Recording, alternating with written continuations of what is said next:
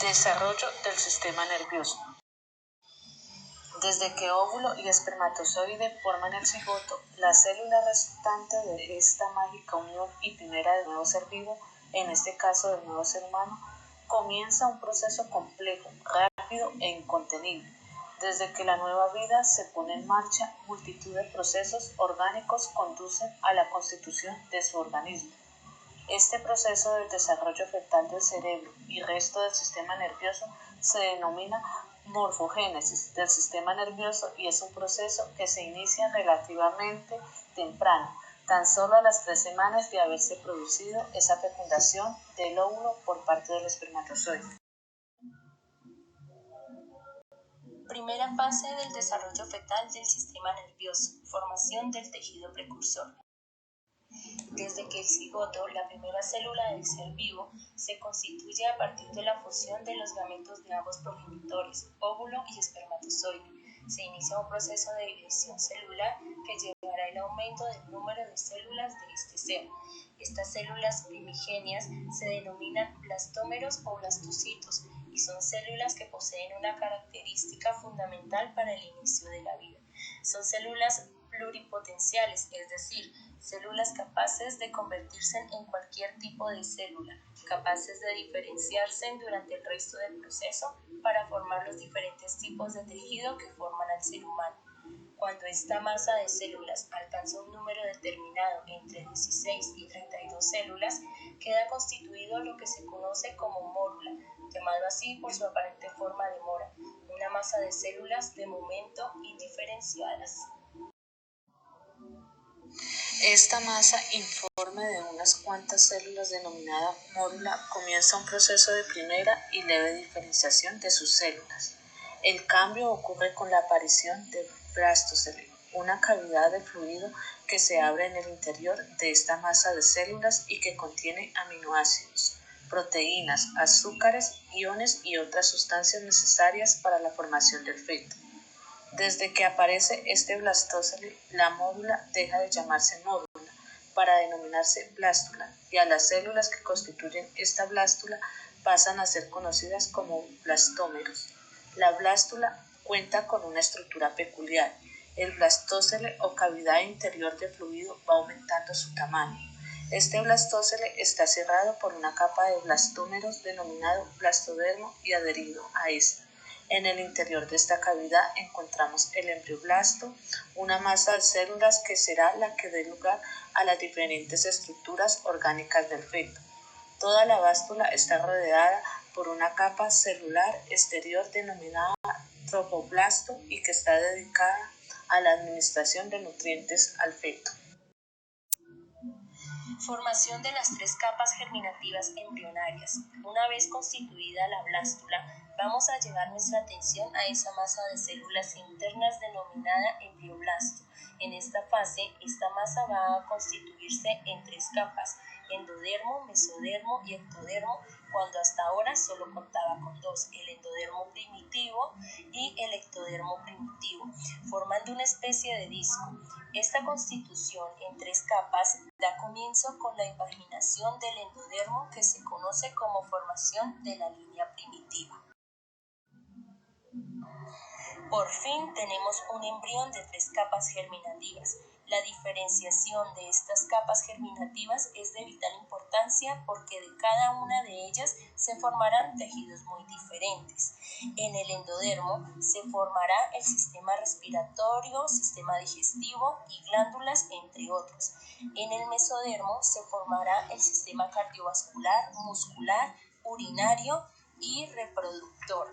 Y por último, en el ectodermo se formarán partes de la piel y el que más nos interesa, el sistema nervioso.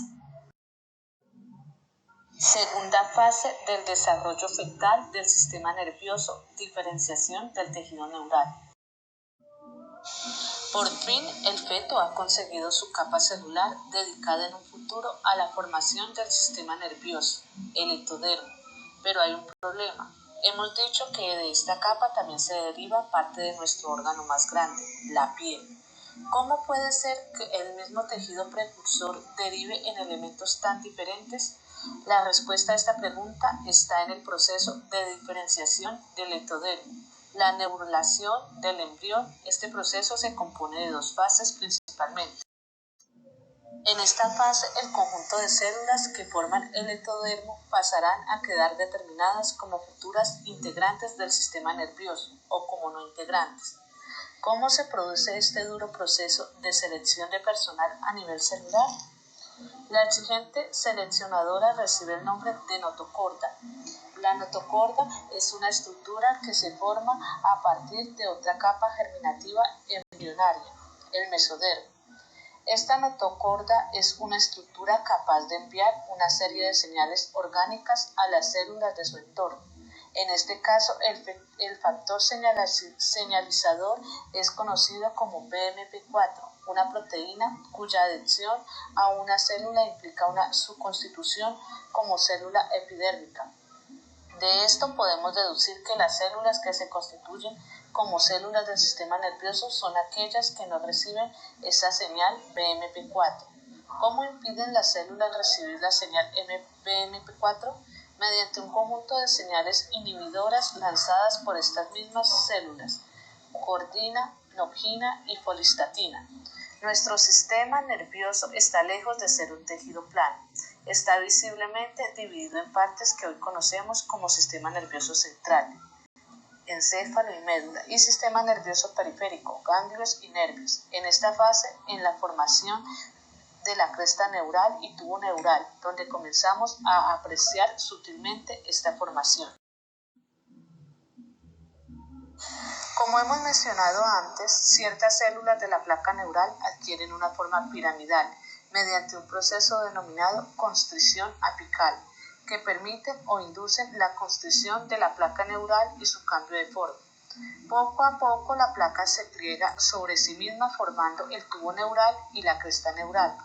Este proceso dura varios días, unos 5, y al final de este tenemos ambas estructuras, tubo y cresta bien formadas y dos aperturas del tubo en cada extremo que reciben el nombre de un neuroporo rostral o anterior, que es el que dará lugar al posterior desarrollo del cerebro, entre otras estructuras, y neuroporo caudal o posterior respectivamente. Ambos poros se cerrarán al cabo de los días si el desarrollo es correcto.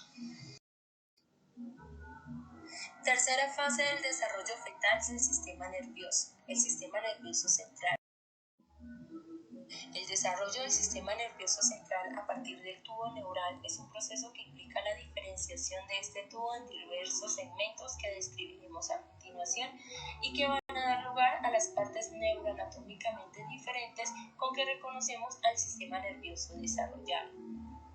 Una vez cerrado el tubo neural, este va a ir perdiendo la forma del tubo que le da nombre debido a que va a dilatar su diámetro en diversos puntos, formando las que se conocen como vesículas encefálicas. La dilatación más evidente se produce en la parte más anterior y que recibe el nombre de prosencéfalo. Siguiendo el prosencéfalo, la siguiente dilatación visible forma el mesencéfalo y después el rombencéfalo. El prosencéfalo continuará su desarrollo hasta diferenciarse en dos vesículas encefálicas secundarias, el telencéfalo y el diencéfalo. Del telencéfalo derivarán los futuros hemisferios cerebrales y ganglios basales. Del diencéfalo derivará el tálamo y el hipotálamo. Del mesencéfalo derivarán las partes del tronco encefálico entre el tálamo y el puente. Del rombencéfalo derivará el metencéfalo, que dará lugar al puente y cerebelo, y mielencéfalo, que dará lugar al bulbo raquídeo y a la médula espinal. Durante esta etapa del desarrollo cabe destacar que las células nerviosas van a encontrar un principio de diferenciación funcional.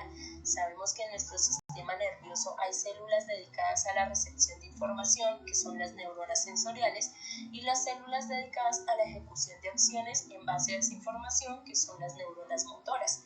En este punto del desarrollo embrionario, que es de 4 a 5 semanas aproximadamente, van a ocurrir una serie de eventos señalizadores que establecerán una primera suerte de división funcional, sensorial y motora.